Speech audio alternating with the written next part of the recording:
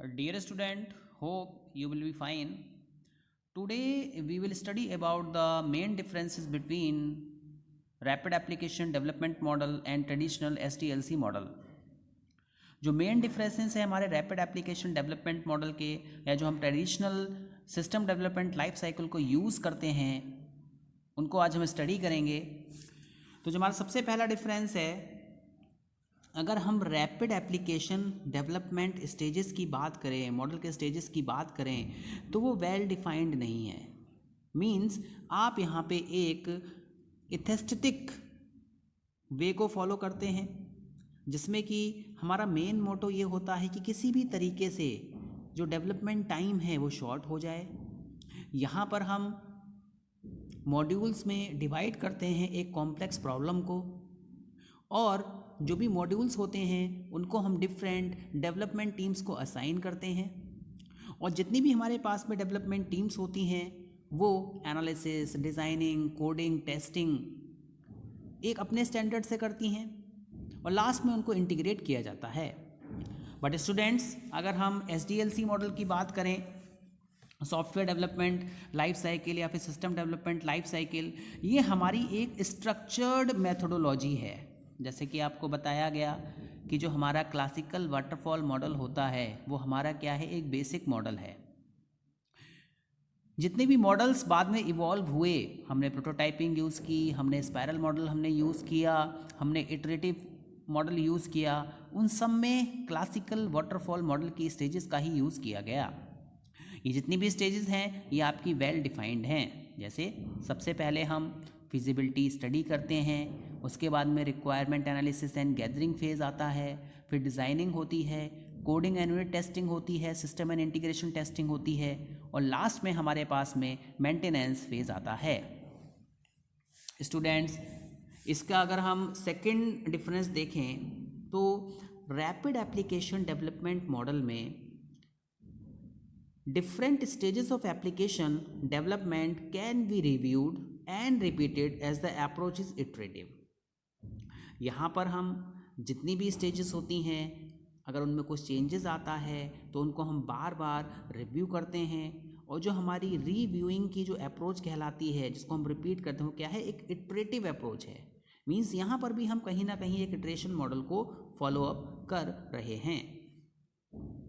Students, और अगर हम अपने SDLC मॉडल की बात करें, जो भी हमारा क्लासिकल SDLC मॉडल है वो फॉलो करता है एक predictive, inflexible, rigid approach for application development.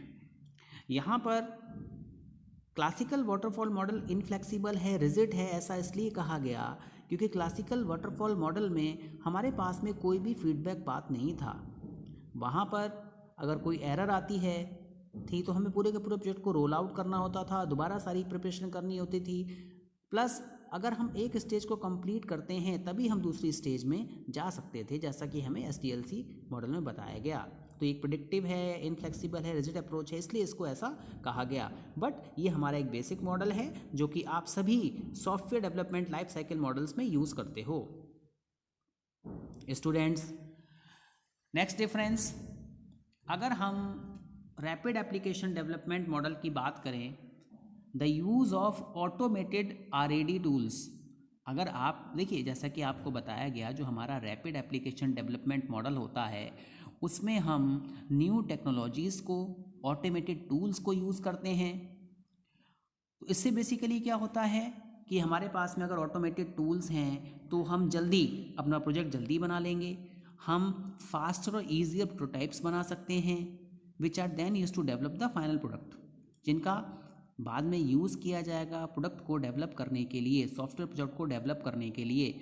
Means हमारे पास में ऐसी टेक्निक्स हैं जिसके थ्रू हम designing, ER diagram, UML diagrams easily develop कर सकते हैं। नाउ स्टूडेंट्स, हम बात करें SDLC मॉडल की, तो SDLC मॉडल में प्रोटोटाइपिंग जो है वो डिफ़िकल्ट है, और यहाँ पर हमारे लिए ज़्यादा टाइम लगता है और ज़्यादा एफर्ट लगता है। देखिए, हम यहाँ पे डायरेक्टली हम कोई प्रोटोटाइपिंग नहीं करते हैं, डायरेक्टली हम क्या कर देते हैं, अपनी वर्किंग स्टार्ट कर देते हैं। और माना कि अगर कहीं पे कोई कस्टमर की कोई रिक्वेस्ट आ गई तो हमें दोबारा उस स्टेज को परफॉर्म करना होता है। यहाँ पर ऐसा नहीं होता है। रैपिड एप्लीकेशन डेवलपमेंट में पैरेलली सारे के सारे काम चलते रहते हैं, टास्क परफॉर्म होते रहते हैं, प्रोडक्ट जो है वो आपका टाइमली डिलीवर हो जाता है, डेवलप हो जाता है। Students, rapid application development model की अगर हम बात करें, it is not necessary to know all the requirement beforehand. इस मॉडल में हम एक इटरेटिव अप्रोच को फॉलो करते हैं। हम यहाँ पे बार बार स्टेजेस को रिव्यू करते हैं, रिपीट करते हैं। तो यहाँ पर हमें पहले से ही सारी रिक्वायरमेंट का पता होना कोई ज़रूरी नहीं है। बट अगर हम SDLC मॉडल की बात करें तो SDLC जो मॉडल है वो हमारा एक रिजिड अप्रोच है। मीन्स यहाँ पर हमें प्रोजेक्ट को स्टार्ट करने से पहले कस्टमर की सारी रिक्वायरमेंट्स के बारे में पता होना चाहिए। कस्टमर क्या चाहता है, वो प्रोजेक्ट क्यों डेवलप करना चाहता है, उसको प्रोडक्ट क्यों चाहिए, कौन कौन से यूज़र को उसने टारगेट किया है, उसका बेसिक पर्पस क्या है, ये सारी की सारी इन्फॉर्मेशन होनी चाहिए। तभी आप SDLC मॉडल को फॉलोअप करते हैं। अगर ऐसा नहीं होता है तो जैसा कि मैंने आपको बताया, इन बिटवीन आपका प्रोजेक्ट फेल भी हो सकता है। स्टूडेंट्स, नेक्स्ट डिफरेंस की अगर हम बात करें तो रैपिड एप्लीकेशन डेवलपमेंट मॉडल जो है वो आपका, students, rapid application development model में चेंजेस को एकोमोडेट करना बहुत ही ज़्यादा आसान है, क्योंकि हम यहाँ पर एक इटरेटिव अप्रोच को फॉलो करते हैं। अगर कस्टमर के कुछ चेंजेस हैं तो हम उसको बार बार इम्प्लीमेंट कर सकते हैं। ईजी है यहाँ पर चेंजेस को इम्प्लीमेंट करना। बट अगर हम ट्रेडिशनल SDLC की बात करें तो in traditional SDLC models it is very difficult, ये बहुत ही डिफ़िकल्ट है चेंजेस को एकोमोडेट करना, क्योंकि यहाँ पर जो भी प्रोडक्ट डेवलप आप कर रहे हैं वो स्टेजेस के थ्रू डेवलप हो रहा है, और जितनी भी स्टेजेस हैं उनका नेचर कैसा है, सिक्वेंशियल है। जब आप फर्स्ट स्टेप को कंप्लीट करेंगे तभी आप नेक्स्ट स्टेप में जाएंगे। तो इट मीन्स अगर कहीं पे कोई चेंजेस दोबारा आते हैं तो पूरी की पूरी स्टेजेस को आपको दोबारा परफॉर्म करना होता है। इट मीन्स यहाँ पर ज़्यादा टाइम लगता है। नाउ स्टूडेंट्स, देखिए, जो हमारा मेन पर्पस होता है किसी भी सॉफ्टवेयर प्रोडक्ट को डेवलप करने का, वो ये है कि किसी तरीके से जो भी कस्टमर चाहता है उसको हम ईज़िली डेवलप कर दें, प्लस उसको हम एक ऐसी क्वालिटी दें, बेटर क्वालिटी दें जिससे कि हमारा कस्टमर सेटिस्फाई हो जाए। रैपिड एप्लीकेशन डेवलपमेंट मॉडल में customer satisfaction is more important. It means कि यहाँ पर कस्टमर का फीडबैक बार बार लिया जाता है, जिससे कि कस्टमर को ज़्यादा सेटिस्फैक्शन होता है और प्रोडक्ट को भी डेवलप करने में आसानी होती है, जिससे कि हम एक बेटर क्वालिटी प्रोवाइड कर सकते हैं कस्टमर के लिए। जो भी हमारा फाइनल प्रोडक्ट आएगा उसकी क्वालिटी क्या होगी, बेटर होगी, और कस्टमर का सेटिस्फैक्शन भी यहाँ पर बहुत ज़्यादा हाई होगा।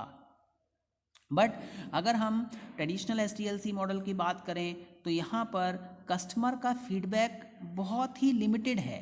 मींस जब भी हम फिजिबिलिटी स्टार्ट करेंगे या फिर हम रिक्वायरमेंट गैदरिंग करेंगे, इस फेज़ में ही सारी की सारी रिक्वायरमेंट्स को गैदर कर लिया जाता है।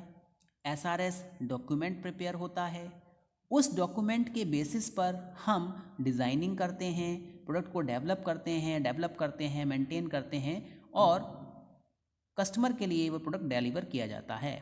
इट मीन्स यहाँ पे कस्टमर का सेटिस्फैक्शन हमारे लिए इम्पॉर्टेंट है, बट कस्टमर के रिक्वायरमेंट्स को शुरू में ही गैदर कर दिया जाता है, जिससे कि अगर कुछ चेंजेस होते हैं तो हम उसको ईजिली एकोमोडेट नहीं कर पाते हैं। Students, rapid application development model में हम मिनिमल डॉक्यूमेंटेशन करते हैं। मींस यहाँ पे documentation is not more important. But अगर हम ट्रेडिशनल SDLC मॉडल की बात करें तो वहाँ पे हम stringent and extensive documentation of the entire project process is necessary. Means यहाँ पर प्रोजेक्ट को डेवलप करने से पहले आपको SRS डॉक्यूमेंट प्रिपेयर करना ही करना है और उसी के बेसिस पर आपके नेक्स्ट स्टेप परफॉर्म होते हैं।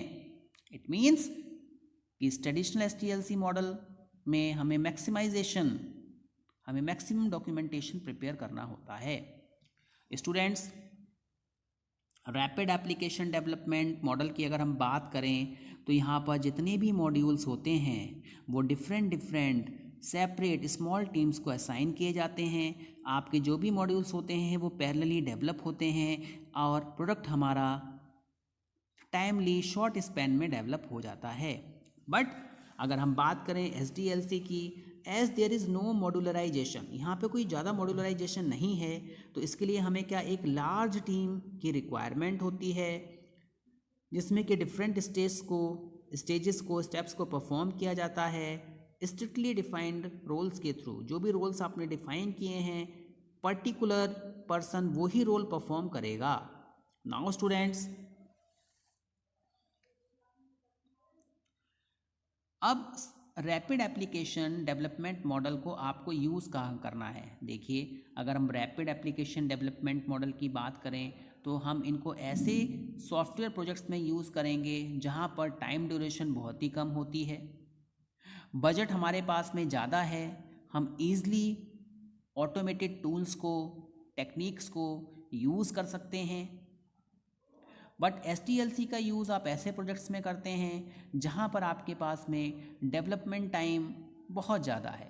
मींस आपको एक प्रोजेक्ट लॉन्गर शेड्यूल में डेवलप करना है। Budget do not allow the use of expensive and powerful tools, यानी आपके पास में वहाँ पर इनफ बजट नहीं है जिससे कि आप पावरफुल टूल्स या एक्सपेंसिव टूल्स को यूज़ कर सकें।